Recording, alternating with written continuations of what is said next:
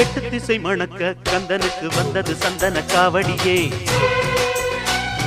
வெள்ளி மணி குலுங்க வேலனுக்கு வந்தது மென்மலர் காவடியே. மத்தளங்கள் முழங்க மன்னனுக்கு வந்தது பொன்மயில் காவடியே. மந்திரங்கள் துலங்க ஐயனுக்கு வந்தது பாக்குட சாவடியே. காவடிய தூக்கிக்கிட்டு சேவடிய தேடி வந்தோம்.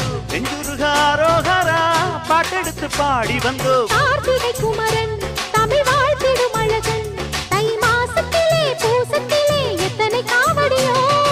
எந்த வேலு வந்தாலும் கந்த வேலி முன்னாலே சரணம் சரணம் சொல்லணும் சரணம்